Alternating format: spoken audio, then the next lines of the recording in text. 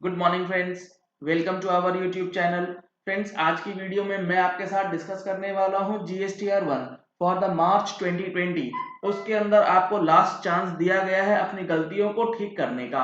इसके बाद 1 अप्रैल 2020 से न्यू रिटर्न सिस्टम जो है वो लॉन्च कर दिया जाएगा और अगर आपकी जीएसटीआर 1 के अंदर कोई भी अमेंडमेंट रह जाती है तो वो आप नहीं कर पाएंगे। चलिए वीडियो स्टार्ट करते हैं। जुड़े रहिएगा इस वीडियो के एंड तक ताकि आपको भी मार्च 2020 की जो जीएसटीआर 1 जानी है उसके अंदर किन चीजों का ध्यान रखना है वो अच्छी तरीके से समझ में आ सके। Let's start the video. ये मैंने ओपन करा है जीएसटी का पोर्टल और इसके अंदर हम लोग चेक करेंगे मार्च 2020 जिसकी जीएसटीआर 1 जानी है 10 अप्रैल 2020 या उससे पहले, और क्वार्टरली वालों के लिए 30 अप्रैल 2020 से पहले। अगर आपकी फरवरी महीने की जीएसटीआर 1 भी पेंडिंग है तो फरवरी महीने की जीएसटीआर 1 में भी आप अपनी अमेंडमेंट जो है वो कर सकते हैं, क्योंकि ये पोर्टल जो है अभी हमें अलाउ कर रहा है और मार्च का जो रिटर्न है उसके अंदर भी ये अलाउ किया गया है। लेकिन इससे पहले मैं आपको दिखाता हूं कि हमारा सेक्शन 37 ये क्या कहता है। सेक्शन 37 जो बात करता है रिटर्न्स की, इसके अंदर जो सब सेक्शन 1 है ये कहते हैं कि हमें सारी आउटवर्ड सप्लाईज की डिटेल्स अपलोड करनी है इन फॉर्म जीएसटीआर 1। अगर उस डेटा के अंदर कोई भी एरर या ओमिशन रह जाता है तो उसको रेक्टिफाई कब कर सकते हैं, उसको ठीक कब कर सकते हैं, इसके लिए हमारे पास जो है वो है sub section 3।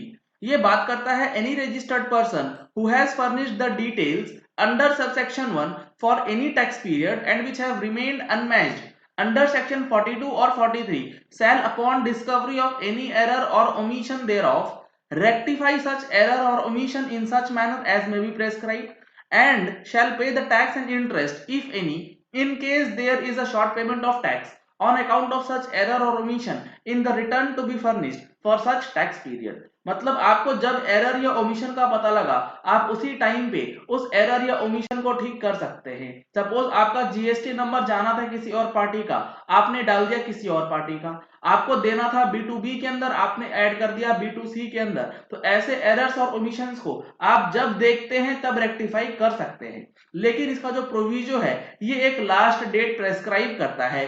No rectification of error और omission in respect of the details furnished under subsection 1 shall be allowed after the furnishing of return under section 39 for the month of September following the end of financial year to which such detail pertains or the furnishing of relevant annual return whichever is earlier। मतलब ये हुआ कि financial year 18-19 का GSTR 1 अगर उसके अंदर कोई भी डेटा आपको मॉडिफाई करना है, एडिट करना है, तो उसके लिए लास्ट कौन सी रिटर्न है, वो रहेगी सितंबर महीने की। जो आप अपनी जीएसटीआर 3 भी फाइल करते हैं उससे पहले अगर आप अपना जीएसटीआर 1 अमेंड कर लेते हैं तो अलाउ किया जाएगा, उसके बाद आपको अलाउ नहीं किया जाएगा। या फिर फाइनेंशियल ईयर 18-19 के एनुअल रिटर्न का जो फाइलिंग डेट है उस दोनों डेट से पहले जो डेट फॉल करेगा उसमें आपको अपनी अमेंडमेंट्स कर लेनी है। ये कहता है हमारा जीएसटी का एक्ट। तो इसका मतलब ये हुआ था कि सितंबर 19 का जो है वो लास्ट रिटर्न था आपका जीएसटीआर 1 के लिए चेंज करना।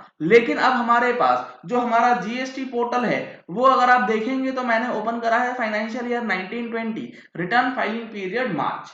इसके अंदर जब हम लोग सर्च करेंगे और इसका जीएसटीआर 1 का जो ऑप्शन दिया गया है इसमें जैसे ही क्लिक करेंगे आपके सामने जो अमेंडमेंट B2B इनवॉइसेस का जो टेबल है इसके अंदर आप जाएंगे तो आप देखेंगे फाइनेंशियल ईयर में 18-19 और 19-20 दोनों ही साल का ऑप्शन आपके लिए अवेलेबल कराया गया है। दैट मीन्स कि मार्च 2020 तक जो आप जीएसटीआर 1 फाइल करेंगे उसमें आप 18-19 के इनवॉइसेस को अमेंड कर सकते हैं। पोर्टल आपको ये चीज अलाउ कर रहा है। यहां पर एक सवाल ही बार बार उठता है कि एक्ट हमें अलाउ नहीं करता तो क्या, पोर्टल अलाउ कर रहा है तो इस चीज का बेनिफिट ले सकते हैं। इसमें मेरा व्यू पॉइंट ऐसा रहता है कि अगर पोर्टल अलाउ कर रहा है, अगर आपकी कोई टेक्निकल एरर्स की वजह से जीएसटी नंबर गलत हो गया या B2B से B2C में चला गया तो आप उसको बेशक ठीक कर सकते हैं, क्योंकि यहां पर रेवेन्यू का इंपैक्ट जो है वो नहीं पड़ेगा। तो ऐसी गलतियों को बिल्कुल आप ठीक कर सकते हैं, इसमें कोई दिक्कत नहीं आनी चाहिए। बाकी अगर आपको कोई एक्शन लेना है जिससे रेवेन्यू इंपैक्ट पड़े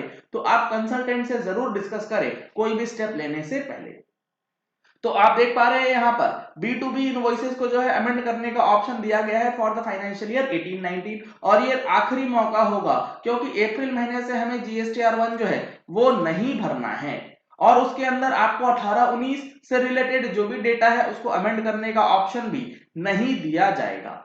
सिमिलरली अगर मैं आपको दिखाऊं तो हमारे पास B2C लार्ज इनवॉइसेस जो होते हैं जिनकी वैल्यू 2,50,000 से ऊपर होती है, inter state transactions and unregistered persons को है, तो हमें बिल बाइज बिल आपको डेटा जो है एंट्री करना होता है। उस बिल के अंदर अगर कुछ गड़बड़ हो गई है तो उसको भी अमेंड अप कर सकते हैं 18-19 और 19-20 का डेटा के साथ। अब अगला जो टेबल है वो है एक्सपोर्ट इनवॉइसेस। अगर आपके एक्सपोर्ट इनवॉइसेस में कुछ गड़बड़ हो गई है या फिर आपके डेटा में कुछ भी गलती हो चुकी है तो यहां पर आप 18-19 का जो अमेंडमेंट डेटा है एक्सपोर्ट से रिलेटेड उसको भी आप कर पाएंगे। यहां पर मैं आपको दिखा देता हूं कि अमेंडेड एक्सपोर्ट इनवॉइसेस का जो ऑप्शन दिया गया है टेबल नंबर 9A में, यहां पर आपको फाइनेंशियल ईयर 17-18, 18-19 एंड 19-20 तीनों ही ईयर का ऑप्शन यहां पर ओपन किया गया है, यानी कि 17-18 का, 18-19 का और 19-20 तीनों ही साल का आप डेटा जो है अमेंड कर सकते हैं जीएसटीआर 1 के अंदर। अब यहां पर जो अगला टेबल है वो है हमारे पास amended credit and debit notes registered. अगर आपने किसी रजिस्टर्ड इनवॉइसेस का क्रेडिट या डेबिट नोट इशू करा है तो उसका अमेंडमेंट अगर आप करना चाहते हैं तो वो भी आप 17-18, 18-19 एंड 19-20 से रिलेटेड जो इनवॉइसेस है तीनों का अमेंडमेंट आप फाइल कर पाएंगे मार्च 20 की जीएसटीआर 1 फाइलिंग करने से पहले या उसके अंदर भी आप अमेंडमेंट कर सकते हैं।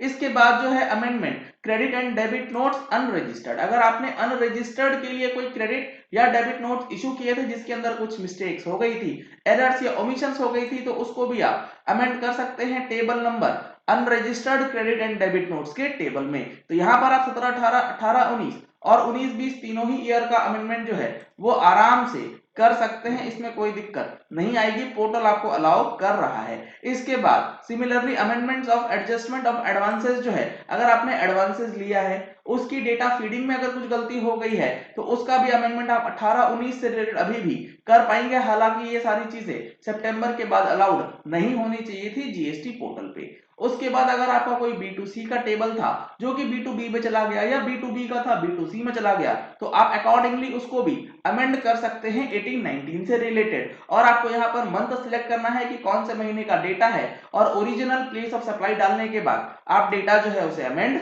कर सकते हैं। तो कुल मिला के बात यह है कि अमेंडमेंट ऑफ 18-19 इनवॉइसेस जो है मार्च 20 की जीएसटीआर 1 में भी अलाउ किया गया है, तो आप इसका बेनिफिट जो है ले सकते हैं अगर आपका कोई भी टेक्निकल फॉल्ट हुआ हो।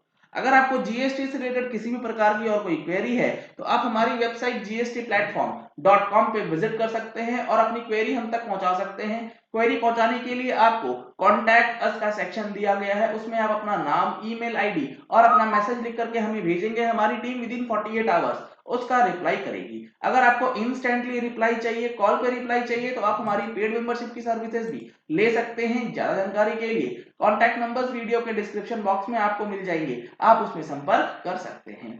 चलिए इस वीडियो को एंड करते हैं। आशा करते हैं कि आपको ये वीडियो पसंद आया होगा और ये चीजें समझ आ गई होंगी कि मार्च 2020 के अंदर जीएसटीआर 1 में जो राहत दी गई है इसका बेनिफिट कैसे लेना है और अप्रैल 20 से ये सारी फैसिलिटीज जो है वो खत्म हो जाएंगी। अगर आपने हमारे चैनल पे फर्स्ट टाइम ट्यून इन किया है तो चैनल को सब्सक्राइब करने के लिए नीचे दिए गए रेड कलर के सब्सक्राइब बटन को प्रेस कीजिए, साथ में जो बेल आइकन है उसे भी प्रेस कर लीजिएगा ताकि वीडियोस की नोटिफिकेशंस आप तक रेगुलरली पहुंचती रहे। Thank you and have a nice day.